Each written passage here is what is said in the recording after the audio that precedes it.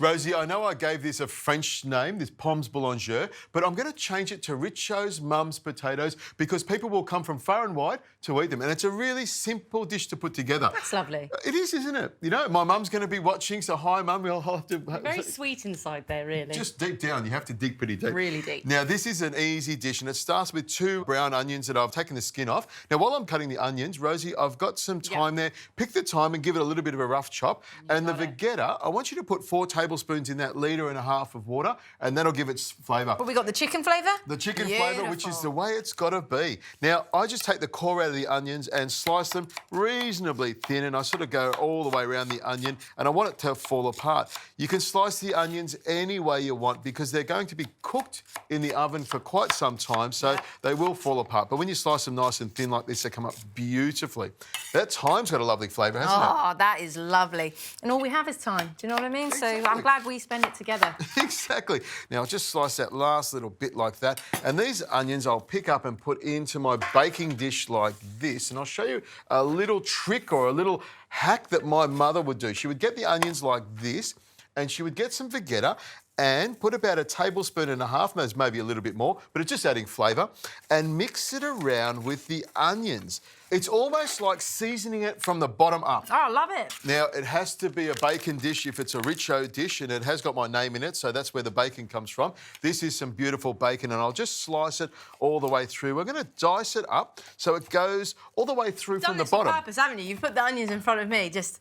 I move them You've quickly. become immune after all these years, haven't you? After all these years, they sometimes still get you, though, but the trick is to move them away, or another trick is to get someone else to cut the onions for you. Yeah. Now, the bacon, I've got probably about 300 grams of bacon, maybe more, maybe less. I'll pop that onto the onions and save some of the bacon for on top. It's time to cut up the potatoes. And with the potatoes, I just slice the end of it off like that, and I'm going to cut it about 1 centimetre thick. And you can see I'm using washed potatoes because I like to keep the skin on. It sort of holds it all together. But if you don't have washed potatoes, make sure you wash them really, really well. Just slice it, get into it. The more people that do this, the quicker it gets done. So I slice it all the way through. Now, with the potatoes, I just lay them like that, just down on their side across the dish here. And any leftover bits, like the end bits, we just tuck down the end here. We don't want to waste anything. They're also good to nibble on as the potatoes are cooking. I'll slice this one up here.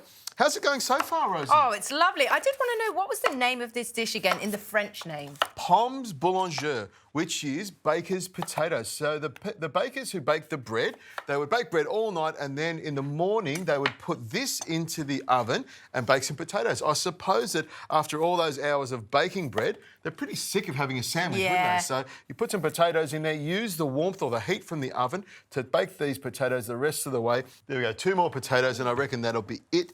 Take the top off it. Look at that.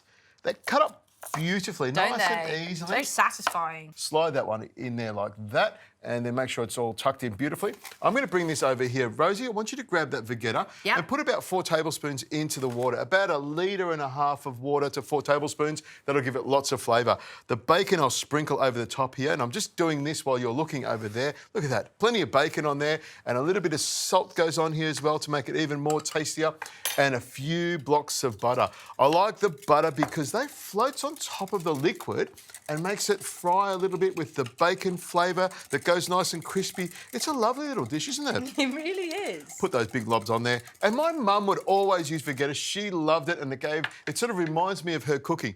Now, I'll just pour the liquid in nice and slowly till it comes up to about the bottom third of the potatoes. You can see that's the right amount there.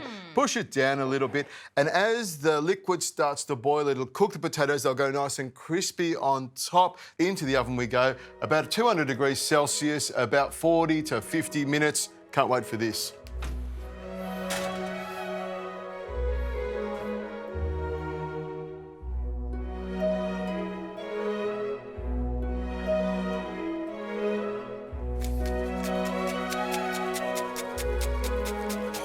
There we go, some chopped parsley, Rosie.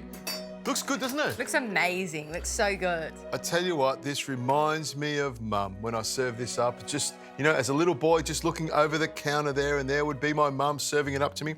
Plenty of liquid in there, and it's great tasting liquid. A little bit of parsley on top like that. and I'm just going to pick this up and have a little taste of that. Potatoes are cooked all the way through, nice and soft and crunchy on the outside, crispy bacon through. So you've got everything, haven't you? You've got the softness, you've got the crunch. It smells like a roast dinner. It smells like a whole roast dinner. It is a dinner. You don't need anything else. It tastes fantastic. I reckon it's almost better than my mum's. Not that I would ever say that at all. It is fantastic, and it almost brings a tear to my eye, Rosie. I'm going to call you mum now.